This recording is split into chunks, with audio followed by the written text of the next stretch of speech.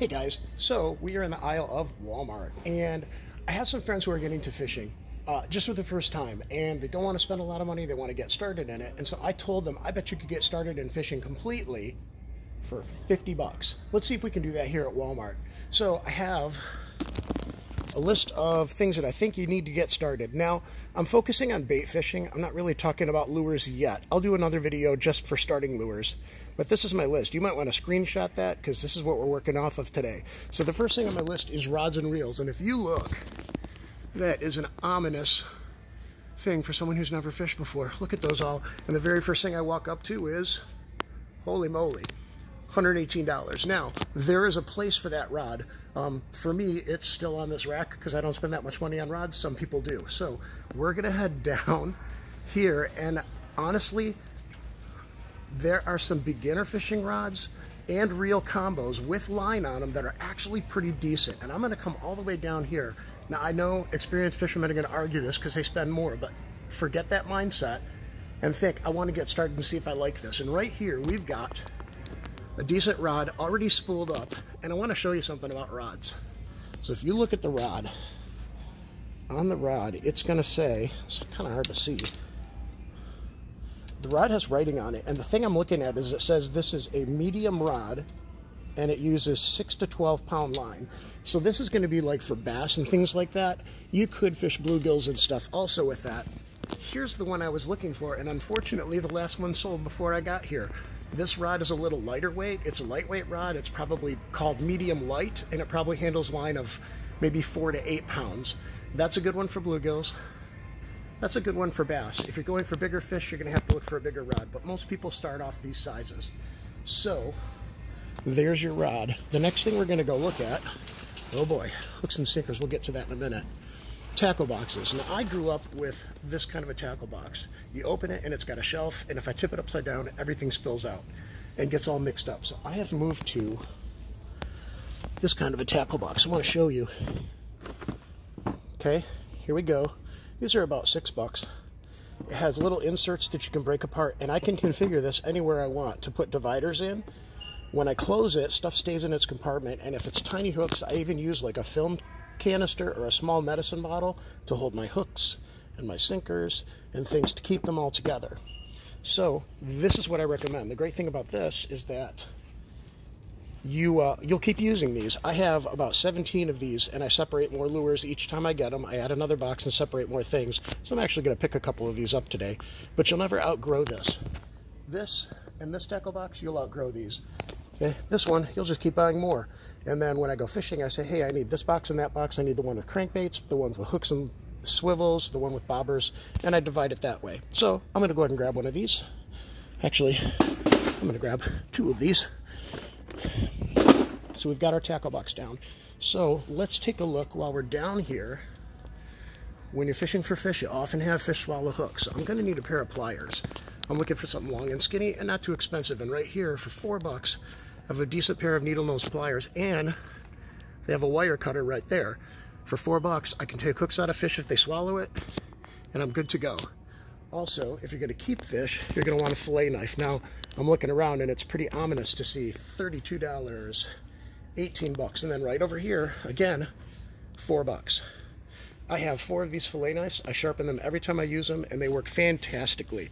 So you might want to pick this one up, and if you want, you could pick up a knife sharpener for $2. That gets your knife and your pliers, and now we're down to hooks and sinkers and some of that stuff. So we're gonna have to back down. And again, look at this. If I didn't know what was going on with fishing, I'd never done it before, I wouldn't even know where to begin. So let's start with hooks. Okay, I have focused on one particular kind of hook I think is good for starters. I know, again, there are a million opinions out there, and you are welcome to all of them, but for starters, I'm focusing right in here on something called an Aberdeen hook. Okay, there are 2 sizes of these I get. 2, and right above it is 4. 4 is for bluegills and smaller fish. Okay, size 2 is for bass and things with a little bit bigger mouth. I would argue that that's the only hooks you need for most bait fishing, for most normal fish. If you're getting into bigger fish, there are much bigger hooks you could get into. Like you get in down here and there's bigger sizes. This is for like big catfish and things like that.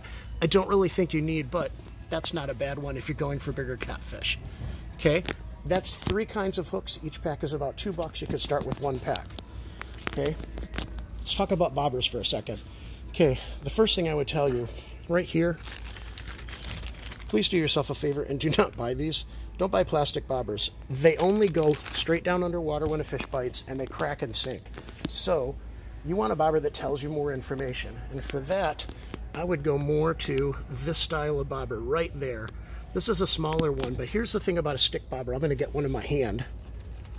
Okay, there you go. That's a cheaper one. Okay, this bobber is gonna do something. When I'm fishing, I put a little sinker on the line, and it's gonna stand up when it's not laying on the bottom.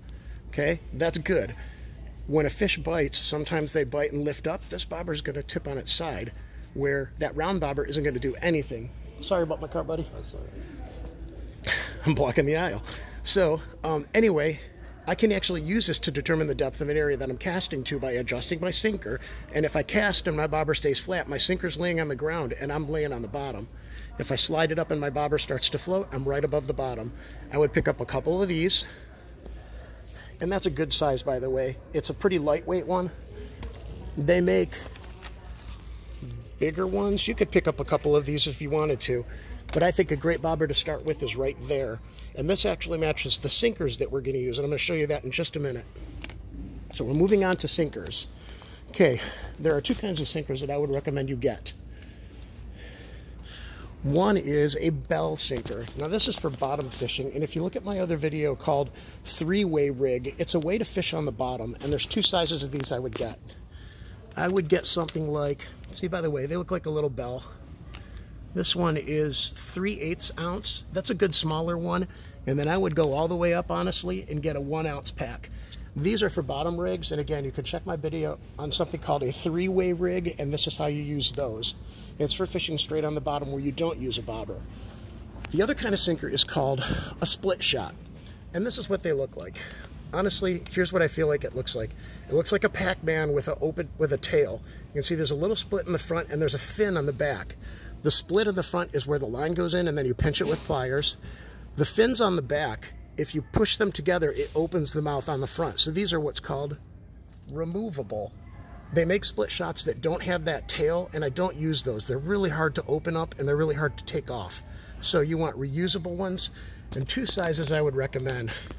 Something small, I would do like a number 7, or right above it, and I don't understand why this number is this way, but it's a 2/0, 2/0. These are tiny, and this won't sink that bobber. It'll just make it stand up, okay? If you use a bigger bobber, I might recommend a 2nd pack of number 3s.